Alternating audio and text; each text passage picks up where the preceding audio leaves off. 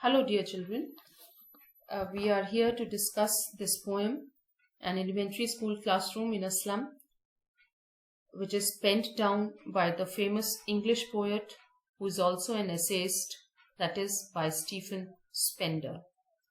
Now, as the title in front of you suggests, this poem talks about an elementary school classroom. Elementary school classroom is a classroom in a primary school and it is in a slum area.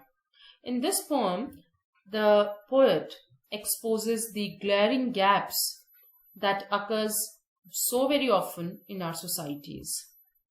The poet aims to portray the conditions of the youngsters who are there in the slum. He compares the two worlds, basically. The world of the haves, that is the privileged children, and the world of the have-nots, means the underprivileged children of the slums. So it talks about two worlds, the world of the rich and powerful, the world of the elite class, and the other world is the world of the poor children, the world of children in the slum areas. Now, before we move further, to know what the poet has written in the poem, let us know something about the poet. This poem was part of The God That Failed, which was written in 1949. It is a lyrical poem about young children, about the unpleasant lives of poor children in the slums. The poet here, along with the description of the slum children, talks about the importance of education and the significance of the role of teachers in the lives of these slum children. Let us go ahead with the first stanza. Far, far from gusty waves, these children's faces, like rootless weeds, the hair torn round their pallor. The tall girl with her weighed-down head, the paper-seeming boy with rat's eyes, the stunted, unlucky heir of twisted bones, reciting a father's gnarled disease, his lesson from his desk. At back of the dim class, one unnoted, sweet and young. His eyes live in a dream of squirrel's game in tree room other than this. Now clearly, the poet describes the children who study in an elementary school which is set up in a slum area. Far, far from gusty waves. Far, far. This repetition of the word far, is to lay stress on the distance, that is very far away.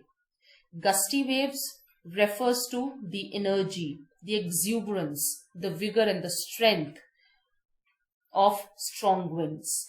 Now the poet wants to say in the first line, far, far from gusty waves, these children's faces. These children's faces refers to the faces of the slum children. These children refers to the slum children. So the faces of the slum children, the faces of these poor slum children are very far from being energetic as they should be.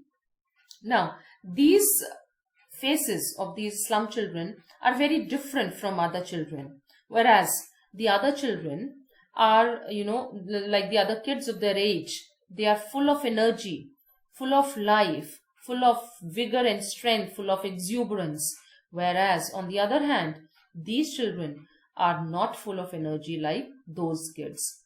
They are dull and they lack energy. So, gusty waves is a very important phrase here. Now the second line, like rootless weeds, the hair torn round their pallor. Now wherever we use like or as to do a comparison, the simile comes there in action. The literary device used here is simile. Like rootless weeds. So like refers to the simile, the comparison between the rootless weeds and the slum children. Rootless refers to something that is without a strong base, without a strong foundation. Means they lack stability. The children are referred to as lacking stability. And the weeds are the unwanted plants which grow on their own in the fields. So the poet here is trying to find a comparison, a similarity between these slum children and the rootless weeds by saying that these children are unwanted in the society and they are without any bindings. Bindings means they have no associations in the society. Their hair, the hair torn round their pallor. Pallor means the pale faces. The faces are pale and yellow because of undernourishment. They are suffering from malnutrition. Torn round their pallor means scattered round their pale faces. So their hair are smeared, their hair are scattered all over their pale faces. Their hair are not neatly done. These children are referred to as untidy as they haven't combed their hair. Now, in the next line onwards, in the whole stanza, in the whole first stanza, the poet describes the children in the classroom. Means he's trying to expand further on the theme of miserable existence of children in the slum areas, and this expansion, this pathetic situation of these slum children, the poet is trying to tell to us by giving typical examples of certain children who are there in that particular classroom of that slum. The first example is that of the tall girl with her weighed down head. The tall girl with her weighed down head. Now there could be number of reasons as to why this tall girl has her head weighed down. It could be because she was older for the class in which she was studying, and that is why her head is hanging low due to the, she feels shame because she's ashamed to be one of those older students who's not fit to study in that particular class.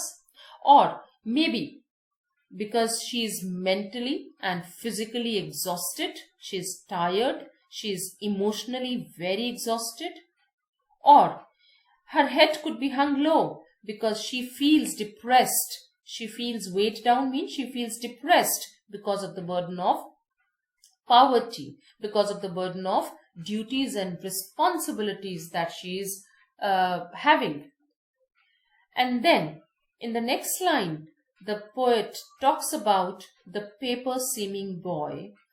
Let us read this line. The paper-seeming boy with rat's eyes.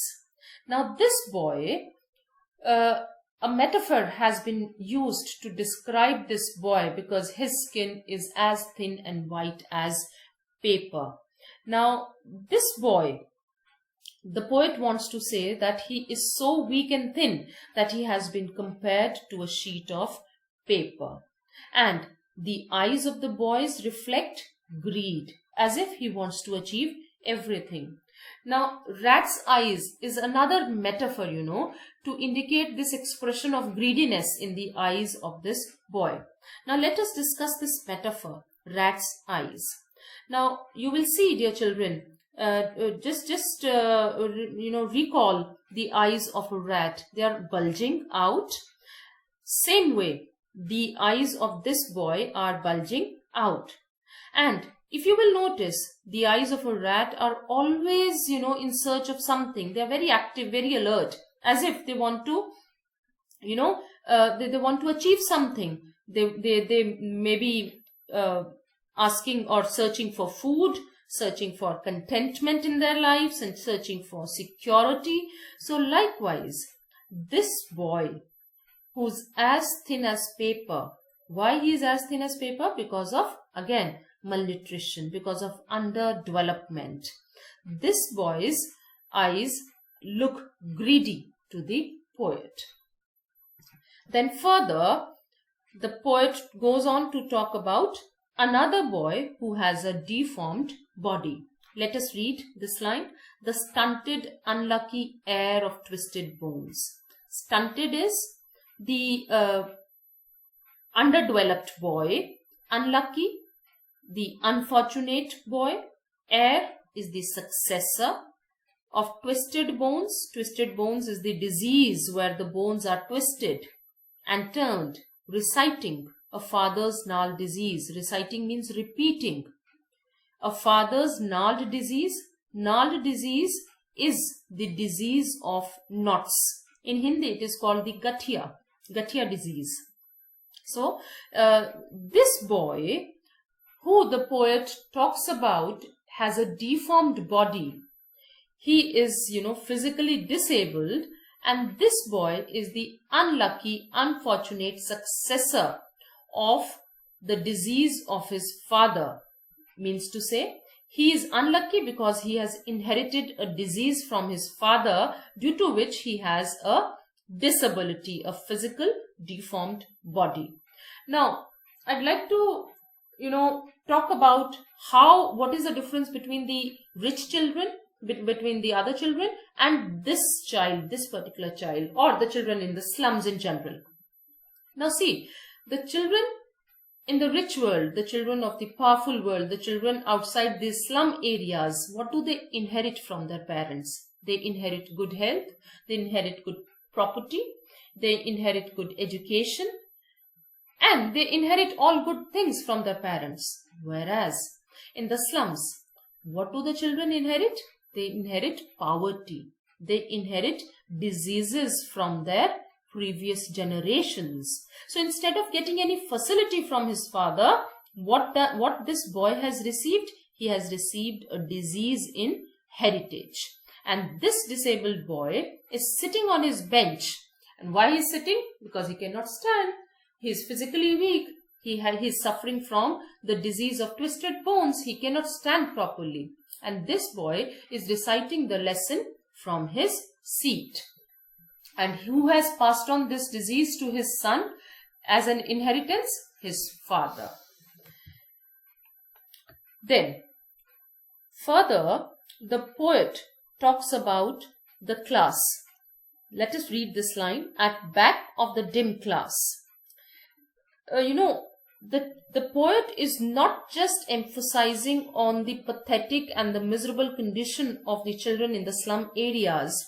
He is also emphasizing on the fact that the classroom in which these slum children are sitting in that elementary school, these classrooms are equally pathetic. The condition of these classrooms is equally pathetic, equally miserable. Not just the children's conditions are pathetic, but the classroom is dim, it is dull, it is poorly lit. So he wants to emphasize that even the classroom is in a miserable condition. And at back of the dim class, at back of this dull and dim classroom, there is one unnoted, sweet and young boy. One sweet and young boy who is sitting unnoted. Unnoted is unnoticed. He is unnoticed by anybody because he is sitting at the back of or at the end of the dim classroom. Now this boy is different from other children in that particular classroom because his eyes live in a dream. He has still the dare to dream, the courage to dream, which the other children have lost. His dreams have not ended like the other children's.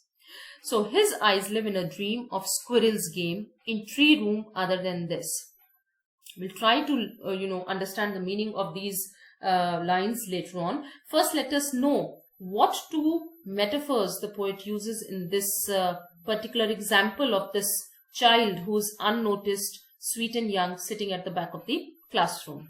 Squirrel's game is one metaphor that we need to understand. The squirrel is very playful. When it plays in the tree room is another metaphor, means the hollow part of the tree. You would see that the squirrels often play in the hollow part of the tree, and it is very active while it plays. It is independent, full of freedom.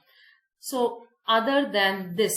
This refers to this dull, monotonous classroom where there is a dim atmosphere, where there is dullness, where there is boredom, where there is monotony.